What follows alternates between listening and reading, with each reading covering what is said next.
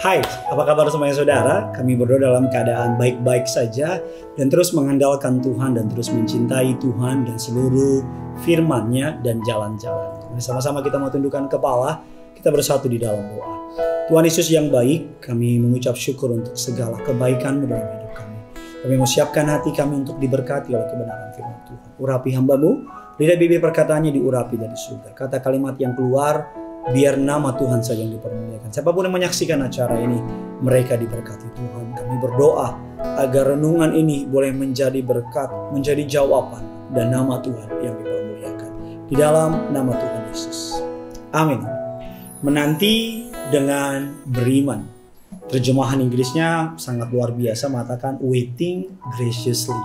Saya mencari dalam Kamus Bahasa Indonesia, waiting graciously, kayak menanti dengan anggun, menanti dengan bersikap yang baik, menanti dengan cara yang benar. Dan saya memutuskan untuk memakai sebuah kalimat menanti dengan beriman. Kita hidup di sebuah komunitas, di sebuah masyarakat yang mengandalkan atau menghargai sebuah kecepatan. Sekarang apa yang terjadi di belah negara lain bisa terjadi secara real time.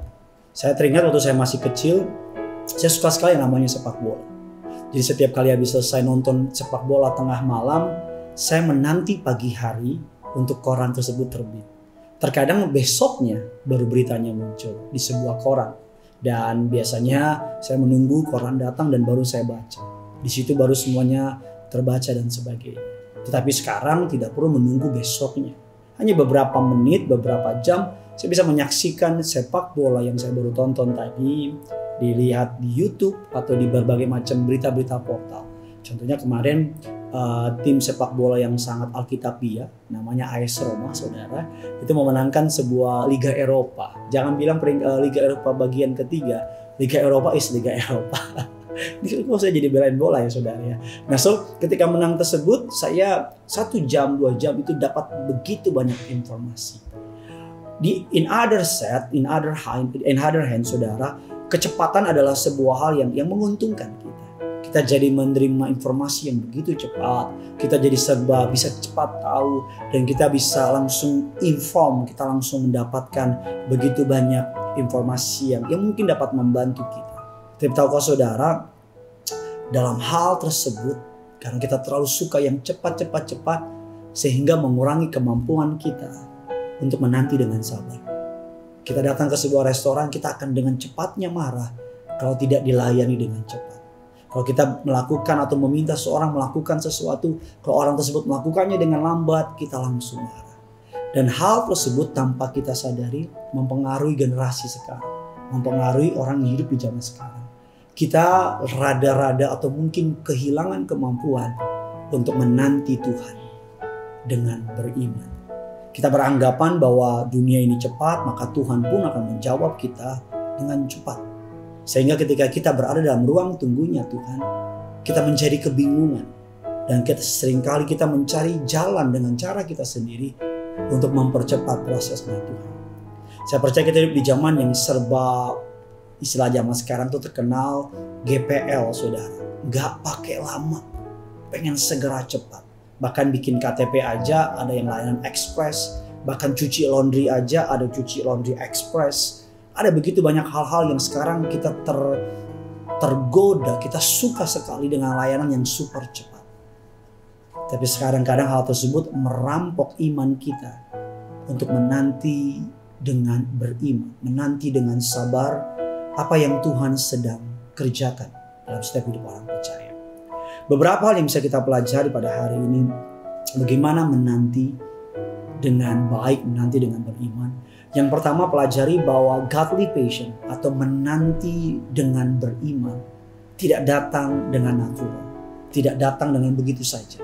Menanti dengan beriman dibutuhkan sebuah proses. Firman Allah mengatakan dalam Galatia 5, 22 dan 23. Tetapi buah roh ialah kasih, sukacita, damai sejahtera, kesabaran, kemurahan, kebaikan, kesetiaan, kelemah lembutan, penguasaan diri. Kesabaran dan penguasaan diri disebut dengan istilah buah roh. Untuk menjadi sebuah buah yang matang membutuhkan waktu. Ada bibit yang ditanam, ada air yang perlu disiram, ada pupuk yang perlu ditaruh, ada matahari yang perlu menyinari, dan ada waktu untuk semuanya itu bertumbuh dan menjadi buah yang matang. Untuk bisa menanti godly patient, atau menanti dengan Tuhan, penantian dengan cara ilahi, menanti waktu dan caranya Tuhan. Tidak datang dengan begitu saja. Kita perlu memberikan sebuah proses. That's why kita perlu bekerja sama dengan Tuhan. Izinkan Tuhan membentuk kesabaran ilahi tersebut. Izinkan Tuhan membentuk kesadaran untuk kita menanti dengan caranya Tuhan. Tidak selamanya cepat itu baik. Tidak selamanya cepat itu menyenangkan. Bahkan seringkali segala sesuatu yang datang dengan cepat dapat pergi dengan cepat. Sesuatu yang dihasilkan dengan cepat kualitasnya diragukan. Tapi seringkali sesuatu yang dihasilkan dengan lebih lama kualitasnya lebih lama. Batik tulis dengan batik pabrikan berbeda kualitas. Batik pabrikan dalam beberapa waktu bisa dengan segera terjadi. Tapi batik tulis memerlukan waktu yang lama, harga lebih mahal, desain lebih bagus, kualitas lebih bagus. Sadari yang pertama bahwa penantian ilahi atau menanti dengan beriman dibutuhkan sebuah waktu. Kita nggak bisa langsung tiba-tiba ketika terima Yesus langsung tiba-tiba jadi orang yang super sabar, dapat menguasai diri. Go easy on yourself. Sabar sama diri sendiri. Biarkan Tuhan, sama seperti orang berolahraga. Pelan tapi pasti ototnya mulai bertumbuh. Ototnya mulai mengembang. Angkatan bebannya mulai bertambah. Dan badannya mulai berubah. Tapi ada banyak orang yang gak sabar, langsung pengen serba instan. Oleh karena itu, ketika saudara dan saya ingin menanti Tuhan, biarkan saudara menanti dengan sabar. Saya punya anak, saya sedang mengajarkan dia sebuah kesabaran. Karena setiap kali dia ingin sesuatu, dia langsung pengen sekarang. Dan dia tahu papanya mampu. Itu yang repotnya. Karena dia tahu papanya mampu. Dia tahu papanya bisa. Suatu hari saya bilang, papa lagi sibuk. Kan ada mama. Mama juga lagi di kerjaan. Kan ada oma. Mama juga oma kan ada orang yang kerja sama saya. Kan ada dia untuk bisa disuruh dan sebagainya. Tapi saya bilang isunya bukan soal ada orang yang bisa mengerjakan apa tidak. Isunya adalah bukan barangnya. Tapi saya mau menumbuhkan sebuah karakter kesabaran. Karena saya tahu di masa depan akan ada banyak hal yang Tuhan izinkan untuk dia menanti. Tidak selalu kecepatan hal yang menyenangkan. Kadang-kadang Tuhan membuat kita menjadi diperlambat, slow. Bukan karena Tuhan tidak bekerja. Tapi karena Tuhan sedang mengerjakan sesuatu yang indah dan luar biasa. Efesus 5 ayatnya yang pertama mengatakan demikian. Sebab itu jadilah penurut-penurut Allah. Seperti anak-anak yang kekasih. Yang pertama, menanti Tuhan tidak datang dengan begitu saja. Dibutuhkan sebuah proses. Yang berikutnya saudara, bagaimana kita perlu menanti dengan beriman. Dan apa yang perlu kita lakukan. Ada beberapa kebenaran yang saya bagikan sama saudara. Yang pertama, kita perlu menanti. We need to patient in our relationship. Kita perlu menanti di dalam hubungan kita bersama dengan Tuhan. Yakobus 1 ayat yang ke-19. Hai saudara-saudara yang kukasihi, ingatlah hal ini. Setiap orang hendaklah cepat untuk mendengar, tapi lambat untuk berkata-kata, dan lambat untuk marah. Ada banyak orang dalam hubungannya bersama dengan sesamanya, dengan gampangnya ngomong aja, dengan gampangnya langsung marah. Kita pengen buru-buru mengeluarkan pendapat. Kita ingin buru-buru ingin menyampaikan ide gagasan kita. Mama saya suka bilang sama saya kalau di tengah-tengah lagi ngobrol sama banyak orang, usahakan kamu ngomong yang paling terakhir. Saya tanya kenapa paling terakhir, Ma? Karena kalau kamu ngomong paling terakhir, orang akan banyak ngomong dan pendapat tersebut kamu bisa tambahkan dan kamu keluar dengan pendapat yang lebih tajam. Saya tahu hal tersebut tidak selamanya benar. That's why kita butuh iman, butuh hikmat untuk bisa memilih kapan berkata-kata. Poin saya adalah berkata-kata bukan buru-buru ngomong, tapi berkata-katalah sesuai dengan waktunya. Agar saudara dapat mengeluarkan sebuah kalimat yang menyenangkan orang. Sebuah kalimat yang padat, berisi, dan ada wisdom Allah di situ. Firman Allah dalam 1 Korintus 13 ayat yang keempat dan 5 mengatakan demikian. Kasih itu sabar, kasih itu murah hati. Ia tidak cemburu, Ia tidak memegahkan diri. Ia tidak sombong. Ia tidak melakukan yang tidak sopan dan tidak mencari keuntungan diri sendiri. Ia tidak pemarah dan tidak menyimpan kesalahan orang lain. Kadang-kadang Tuhan mengetes kita, Tuhan melatih kita dengan cara kita berhubungan sama orang lain. Relationship with others, membangun sebuah kesabaran. Berikutnya, Alkitab mengatakan bahwa dalam Ibrani 12 ayat yang ke-7 dikatakan bahwa Tuhan mendisiplinkan kita agar kita tahan uji. Karena Tuhan memperlakukan kita seperti anak. Dia mendisiplinkan kita. Dia mengajar kita agar saudara dan saya bisa menjadi orang yang sabar, bisa menjadi orang yang menanti. Karena saya percaya penantianmu kepada Tuhan tidak akan pernah mengecewakan. Yang kedua, yang terakhir, bukan hanya sabar bersama dengan orang-orang di sekitar kita dan hubungan kita dengan sesama. Yang ketiga adalah menanti dengan sabar untuk Tuhan. Dikatakan ini mungkin akan membuat saudara dan saya kaget atau bagaimanapun itu. Tapi menanti jawaban Tuhan membutuhkan sebuah kesabaran. Kadang-kadang kita langsung pengen buru-buru Tuhan ngomong, Tuhan bicara dan sebagainya. Kadang-kadang bukan Tuhan gak bicara. Satu hari Tuhan cuma minta kita untuk, ini mungkin sebuah ilustrasi yang saya dapat ya. Tuhan cuma minta kita untuk stand still, tenang. Saya suruh anak saya, gini diem. Papa mau ngomong, oh dia lari. Diam, oh dia lari. Dia cuma bisa diem beberapa saat. Dia bilang gini, tenang dulu, Papa mau ngomong. Oh lari dan sebagainya.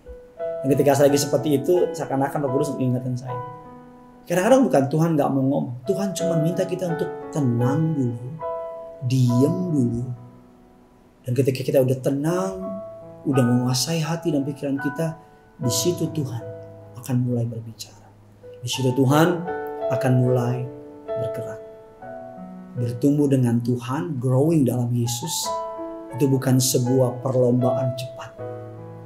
Bukan sebuah lomba lari cepat. Tapi sebuah lomba lari maraton. Bukan hanya sekedar berlari cepat, tapi berlari kuat. Ada banyak orang Kristen mengikut Tuhan. Mereka pikir seperti lomba lari. Lari cepat-cepatan. No. Tuhan mau kita bertumbuh dengan Dia. Sebuah lomba maraton. Kita didesain untuk mencari Dia. Kita didesain untuk terus bertumbuh dalam Dia. Dalam pembacaan Alkitab, dalam perenungan firman, dalam pendoa kita, dalam doa-doa kita. Tuhan akan menumbuhkan setiap saudara dan saya.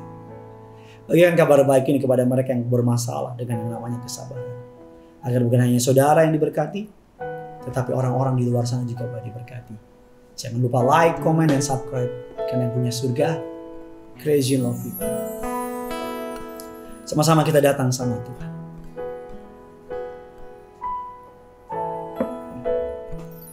Setiap janji-Mu Tuhan, ku simpan dalam lubuk hatiku.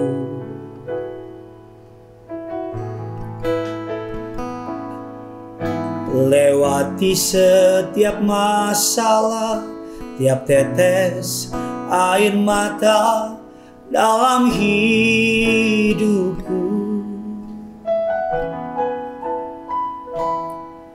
Janji-Mu menopang hidupku, kasih-Mu menuntun langkahku dalam setiap waktu. Penolongku yang aku percaya.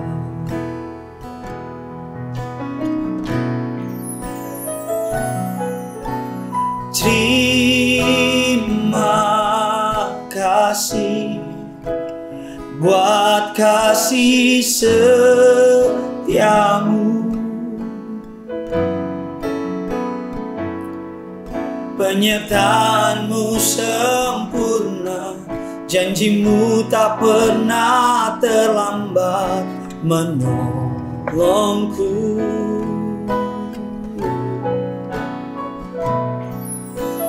Terima kasih, ku berterima kasih buat kasih setiamu di dalam hidupku.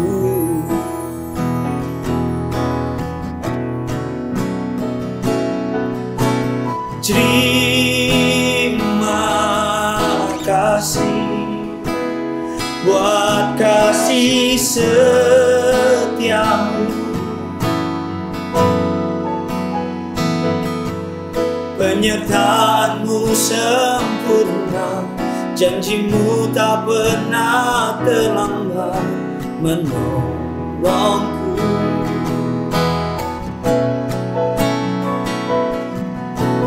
Terima kasih, ku berterima kasih buat kasih setiamu di dalam hidup.